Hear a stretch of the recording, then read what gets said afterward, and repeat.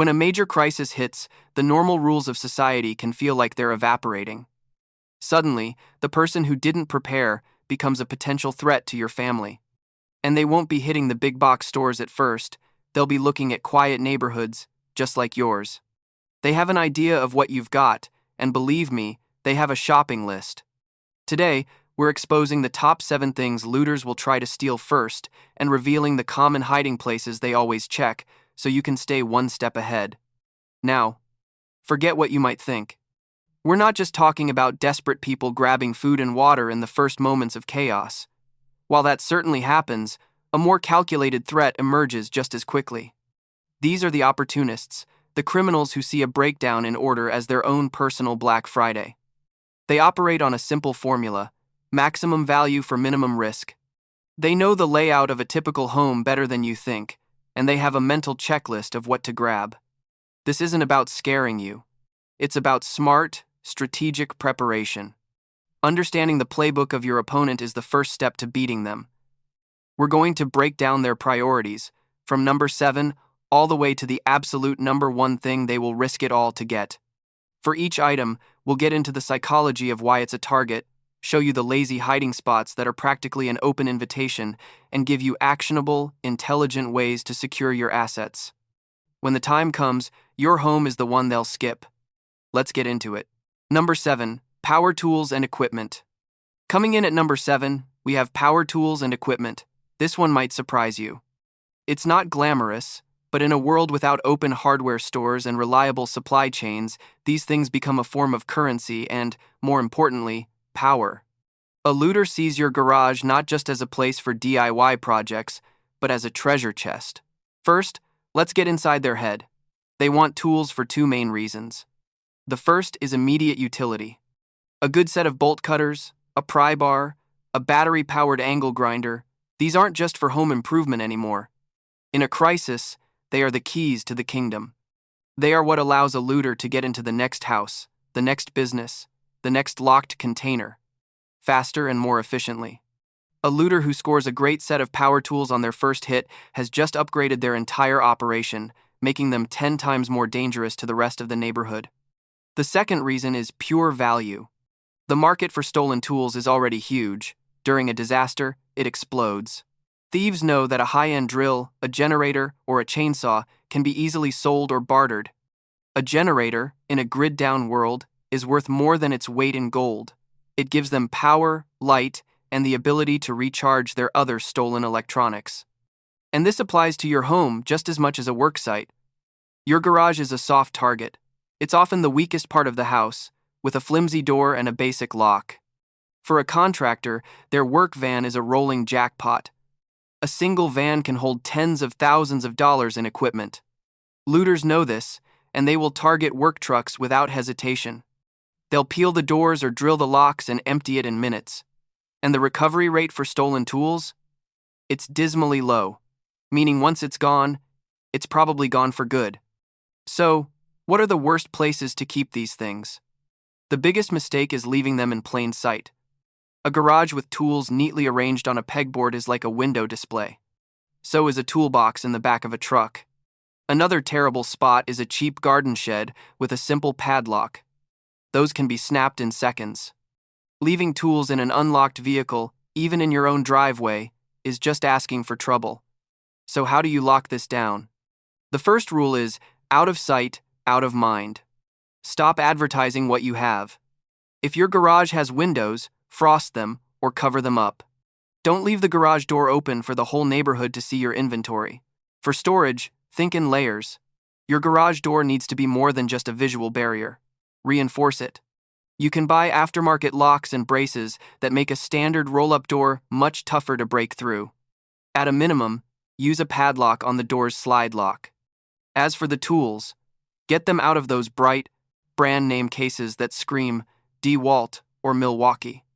Store your high-value items in boring, nondescript containers.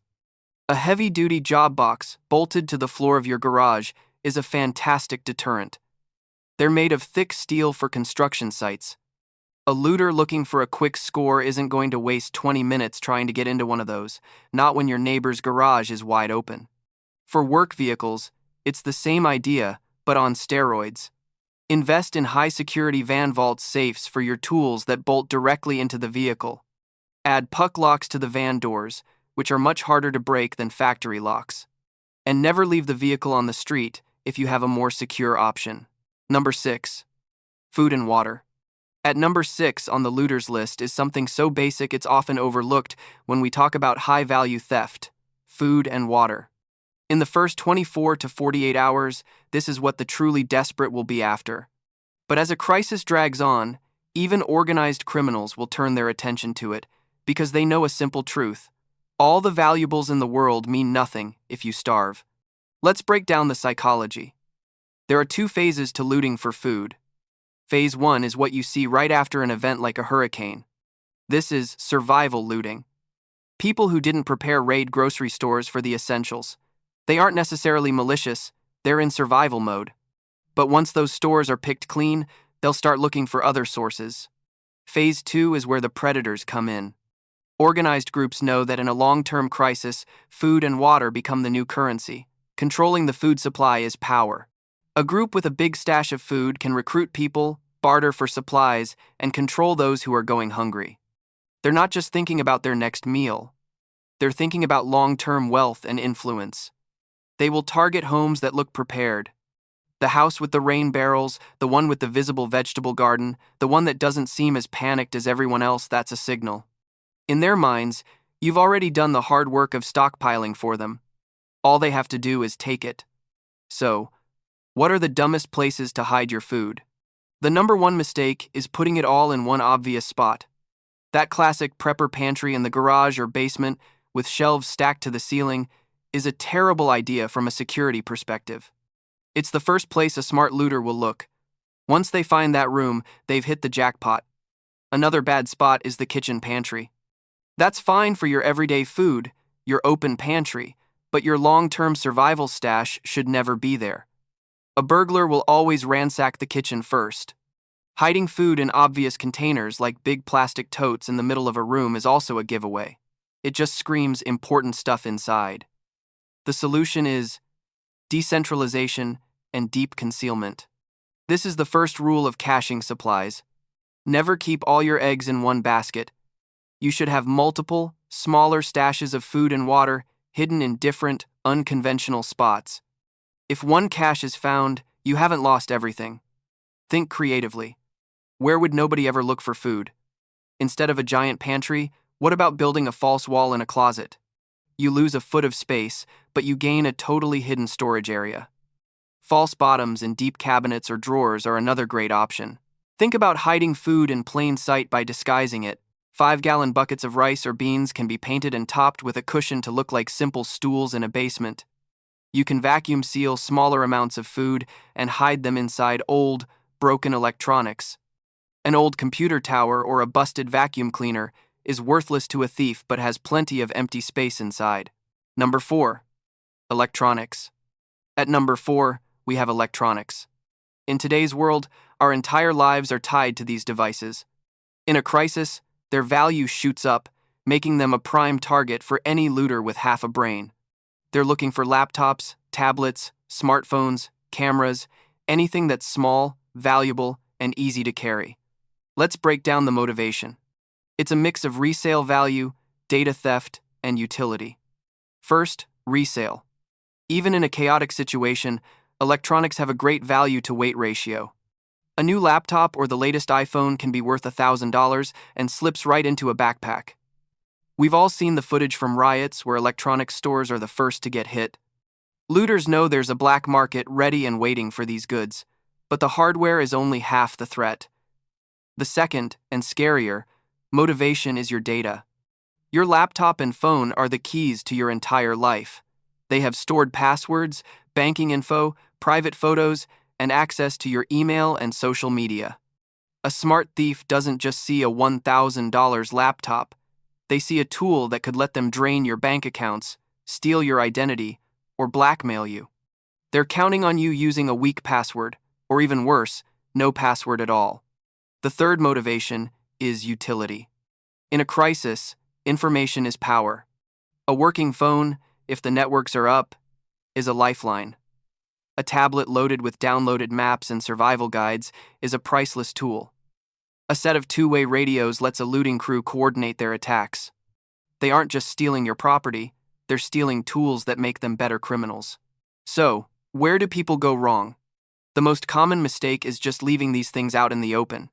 A laptop on a desk that's visible from a window is a magnet for a smash and grab. Phones and tablets charging on the kitchen counter is another big no-no. Burglars know the home office and the master bedroom are the two best places to find electronics, and they will tear those rooms apart first. To secure your electronics, you need a strategy for the device and the data. For physical security, when you're not using them, high-value electronics should be out of sight. A locked drawer is a small step up.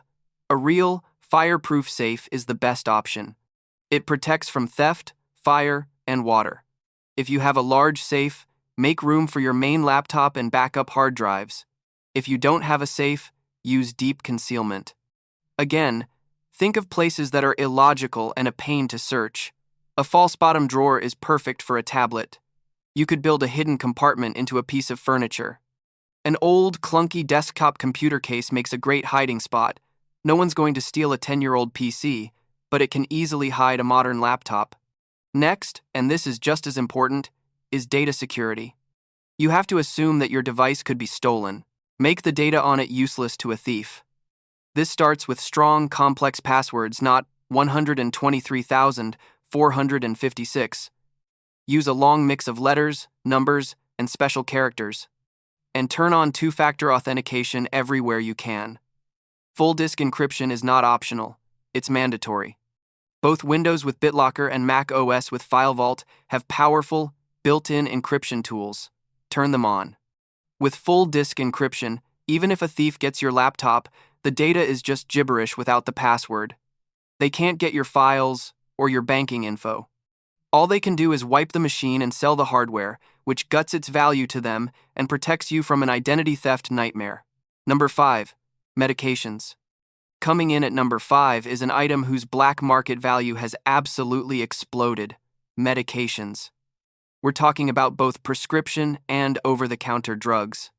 In a crisis, the medicine cabinet becomes one of the most valuable spots in your entire home.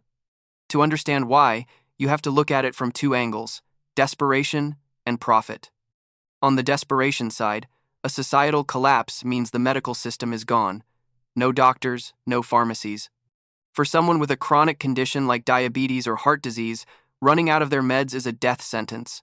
For someone with a bad infection, a lack of antibiotics can be fatal. This desperation will drive normal people to do things they never thought they would, like breaking into a house to find medicine. Then there's the profit angle, which is even more dangerous. The illegal trade in prescription drugs is already a massive industry. In a crisis, it's a goldmine. Opioids are the obvious example. An Australian study showed certain prescription opioids could go for $20.25 per pill on the black market. A single bottle of 30 pills could be worth more than a laptop and is way easier to hide and carry. But it's not just opioids. Sedatives, stimulants like Adderall, and even other common prescriptions are all traded. In a grid-down scenario, antibiotics would become one of the most valuable things on the planet, bartered for food or fuel. A looter who knows what to look for can score big from a typical medicine cabinet. They see that little orange bottle not as medicine, but as a stack of cash. So, where do people make the biggest mistakes? The absolute worst place, and the most common, is the bathroom medicine cabinet. It's literally called a medicine cabinet. It's the first place any thief looks. Leaving prescription bottles on a nightstand or kitchen counter is just as bad. You're just advertising what you have. People think a simple drawer is safe, but bedrooms and kitchens are the first rooms to get torn apart in any home invasion. They're looking for cash, jewelry, and pills. Securing your meds means you need to treat them like cash or jewelry. First, decentralize. Don't keep your whole supply in one bottle. If you can, keep a week's supply somewhere convenient and store the main stockpile somewhere much more secure. What does secure look like? A heavy, bolted-down safe is the gold standard. If you have a fireproof safe for documents, that's the best place for your main medication supply. A looter might try to get into a safe, but it takes time and tools they probably don't have. Number 3. Firearms. At number 3 is one of the most sought-after and dangerous items on any looter's list: firearms. When a gun is stolen in a crisis, it's a game changer. It's not just a financial loss for you, it's a massive power-up for the criminal. A looter who steals a gun has just found a tool that lets them intimidate, project force, and take whatever else they want with a lot less risk. The psychology here is primal. In a world without law, the person with the gun often makes the rules. Burglars actively look for firearms for exactly this reason. Guns are almost as good as cash on the black market, they hold their value, and are easy to sell. An estimated 200,000 firearms are reported stolen in the U.S. each year. And while the data can be complex, studies have shown that stolen guns are significantly more likely to be used in crimes than legally purchased ones. When a criminal steals your firearm, they're not just arming themselves, they're disarming you. It's a double win for them. This makes securing your firearms not just a personal responsibility, but a critical part of keeping your community safe. That stolen gun could be used against your neighbors, or even circle back to be used against you. The mistakes people make with gun storage are often fatal. The absolute worst, and sadly, one of the most common, is the under the mattress or top of the closet shelf hiding spot. These are the first places a thief looks. A survey of burglars confirmed the master bedroom is their first stop, and they will check every single inch. The nightstand drawer is another classic blunder. Leaving a firearm in a car's glove box or center console is another terrible mistake. News from cities like Nashville shows that the majority of gun thefts are from vehicles. A car is one of the most common places guns are stolen from, often just by smashing a window. So what's the right way to do it? A layered, decentralized approach that balances security with your own access. The gold standard is a proper, heavy-duty gun safe that is bolted to the floor. A small, lightweight safe that can be carried away is just a lunchbox for a burglar. A true safe, weighing hundreds of pounds and anchored to your home structure, is a serious obstacle. Most burglars are on a clock, usually less than 10 minutes, and they aren't getting into a quality safe in that time. But a big safe in the basement isn't practical for home defense. This is where the layered approach comes in. Your primary defensive firearm should be in a more accessible, but still locked, location. This is what quick access safes are for. You can mount them under a bed or in a closet, and they open in seconds with a biometric scan or a key combination. Concealment is another powerful tool. You can find concealment furniture like floating shelves or headboards with hidden locking compartments. But remember this crucial rule: a hidden gun is not the same as a secured gun. If you use a concealment device, it absolutely must have a locking mechanism, especially if you have kids. Number 2. Jewelry and precious metals. We're at number 2, and this category is as old as crime itself: jewelry and precious metals, gold, silver, diamonds, high-end watches. These are the classic targets for any burglar or thief in history, and for a very simple reason: they are the most concentrated form of wealth on the planet. Let's dissect the looter's obsession with these items. It comes down to 3 things: value density, untraceability, and liquidity. First, value density. A single 1-ounce gold coin is worth around $2,000 right now, and you can hide it in the palm of your hand. A diamond ring can be worth $10,000 and takes up almost no space. Compare that to a big screen TV, which is a pain to carry and worth far less. Looters are practical. They want the biggest return for the least effort. Jewelry and precious metals offer the ultimate value to size ratio. Second, untraceability. Unlike a phone with a serial number or a car with a VIN, most jewelry and raw precious metals are completely untraceable. A gold chain can be melted down into a lump. Diamonds can be pried out of their settings and resold. Once these are stolen, the chance of getting them back is almost zero. That makes them incredibly attractive to criminals. Third, liquidity. In any crisis, from a riot to a full economic collapse, precious metals are a universally accepted form of payment. They are the ultimate bug-out currency. A looter knows a handful of gold chains can be bartered for food, fuel, or weapons. They aren't just stealing a luxury item, they're stealing a universal key that unlocks whatever they need in a world where cash might be worthless. So where do people make critical mistakes? The number 1 worst spot is the jewelry box on top of the dresser in the master bedroom. this is the very first place a thief will look. It's like putting a giant neon sign on your most valuable portable assets. The master bedroom is the jackpot room, and they will tear it apart, focusing on dressers, nightstands, and closets. Other terrible hiding places include the sock drawer, a dish on the bathroom counter, or an unlocked drawer. These spots offer zero resistance. Some people think they're being clever by hiding things in the freezer or the toilet tank, but experienced burglars have known about those tricks for decades. Protecting these assets requires serious security. Your first line of defense for heirloom quality jewelry should be not keeping it at home at all.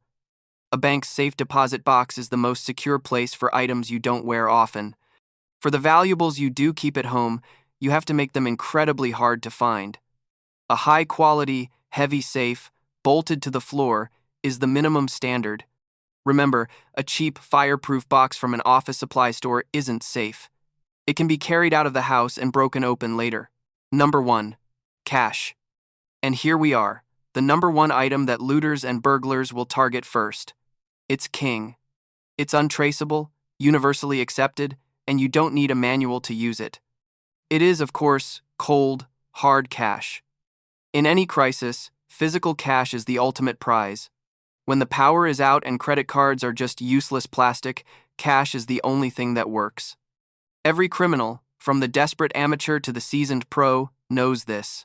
Recent data from the first half of 2025 shows that while reported burglaries and robberies are down compared to previous years, a crisis situation changes all the rules, and cash remains the most desired target in a home. Let's get into psychology. Cash is the path of least resistance to everything else. A looter can't eat a laptop. But with cash, they can buy or barter for anything: food, fuel, medicine, a ride out of a bad area. It has no serial numbers that are tracked in small transactions. It doesn't need to be sold to a fence. And it has no password. It is pure, instant, anonymous buying power. In the early stages of a disaster, cash is what lets someone buy up the last supplies. When civil unrest breaks out, cash is what pays for a tank of gas to escape the city. Surveys of inmates have consistently shown that cash is their ultimate find. They will bypass other items if they think there's a good amount of cash to be found. They know most people keep some emergency cash at home, and they know exactly where to look. This leads us to the critical mistakes people make. The number one, absolute worst hiding place for cash is the master bedroom. That room is a magnet for thieves. They check nightstand drawers, dressers, and of course, under the mattress. Hiding cash under the mattress is such a cliche that it's the first place they'll look. The sock drawer is a close second. Other terrible ideas include a shoebox in the closet, a secret envelope in a desk, or a vase on the mantel. This is all part of the standard 10-minute sweep a burglar performs. They'll go through pockets and purses first, then they will tear apart the master bedroom and the home office. Hiding your life savings in any of these spots is practically gift wrapping it for them. So, how do you secure the most targeted asset in your home?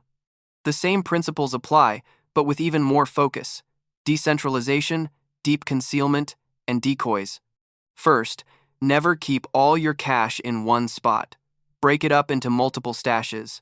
Have a sacrificial wallet with maybe $50 or $100 and some expired credit cards. If you're confronted, you can hand that over without losing everything. Have a moderate quick access fund hidden somewhere clever, and then your main reserve should be in deep, secure storage. For deep storage, think in terms of layers and tools. A hiding spot that requires a tool to get to is infinitely better than one that doesn't. Cutting a small hole in the drywall behind a heavy piece of furniture is a great spot. You put the cash in a sealed bag and then patch the hole. It would take a thief time and knowledge to find it. The top 7 things looters will target, from power tools all the way to cash. We've covered tools, food and water, medications, electronics, firearms, jewelry, and precious metals, and cash. The common thread is that they all represent a form of power in a crisis: the power to build, survive, heal, communicate, defend, and buy. Understanding this is the first step. The second, and most important, is to take action. The biggest takeaway here shouldn't just be a list of hiding spots, but a strategic mindset. Think in layers. Decentralize your assets. harden your home's weak points. And above all, maintain strict operational security. The quiet, prepared home is the one that gets overlooked. The person who doesn't advertise their preparedness is the one who makes it through. Your goal isn't to make your home an impossible fortress, but to make it a harder target than your neighbors. Looters are fundamentally looking for an easy score. By using even a few of these strategies, you are making it harder, riskier, and more time-consuming to steal from you. And in most cases, that's enough to make them move on. Preparation is a lifestyle of awareness and quiet readiness. You took a big step today by educating yourself. Now, go take the next step. Pick one thing from this list and secure it this week. Reinforce your garage door, create one hidden cache, encrypt your laptop. Small, consistent steps are what build real security. Be smart, be safe, and be prepared. Now I want to hear from you. What's a creative hiding spot I didn't mention? Or what item do you think should be on this list? Share your knowledge in the comments below. Let's help everyone in this community get better prepared.